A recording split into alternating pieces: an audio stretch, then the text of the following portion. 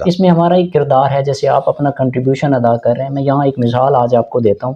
آج ہی ہم یونیورسٹی میں بیٹھے تھے تو ان میں 3-4 لڑکیاں آئیں، تو ان میں سے ایک لڑکی نے کہا کہ مسالے کی بات ہو رہی تھی. ٹھیک ہے. اب مختلف مسالے سے تھے، ایک اہل حدیث تھی، ایک اہل سنت، 2 لوگ اہل سنت سے تھے، ایک اہل تشیع تھی، اور ان کا کسی کو پتہ نہیں تھا.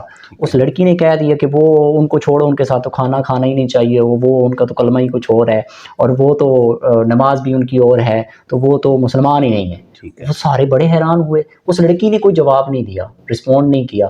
وہ جب گفتگو ختم ہوئی چپ کر کے سارے چلے گئے. اور بعد میں ایک لڑکی جو اس کی دوست تھی، اس کو پتا تھا کہ یہ اہل تشیع ہے، لیکن اس نے رسپانس نہیں کیا. تو یہ جو شدت ہے، یعنی برداشت ختم ہوتی جا رہی، رشتوں سے، ہر چیز سے احساس ختم ہوتا جا رہا ہے. تو اس کی وجہ آپ جو اس کی مرض ہے اس کی تشخیص کریں اور اس کا علاج بھی بتائیں.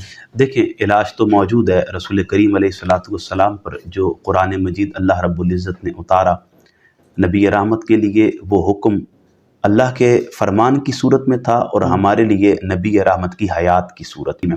بے شک رسول کریم کی ذات ہمارے لیے بہترین نمونہ ہے.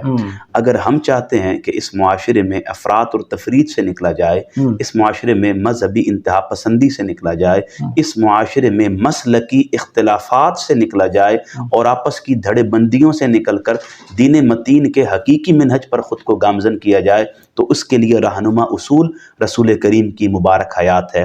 اگر آج بھائی کا بھائی سے اختلاف ہے، مسلکی طور پر اختلاف ہو، سماجی طور پر اختلاف ہو، گھریلو اختلاف ہو، وہ اختلاف کسی بھی نوعیت کا ہو، اس کی بنیاد اسی طور پر ہمارے سامنے آتی ہے کہ ہم نے رسول کریم علیہ السلام کی حیات سے خود کو توڑ رکھا ہے. اگر آج ہم اپنا تعلق رسالت مآب صلی اللہ علیہ وسلم کی ذات بابرکات سے جوڑ لیں گے تو یہ اختلافات ختم ہو جائیں گے.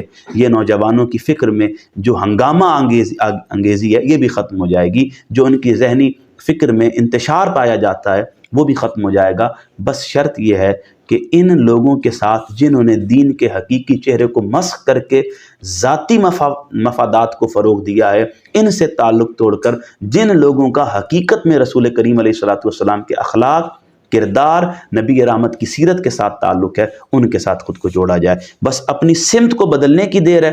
آپ کی زندگی میں سکون بھی آئے گا اور فرقہ واریت پر آپ لعنت بیچ کر دین متین کے طے کردہ صراط مستقیم پر بھی گامزن ہوں.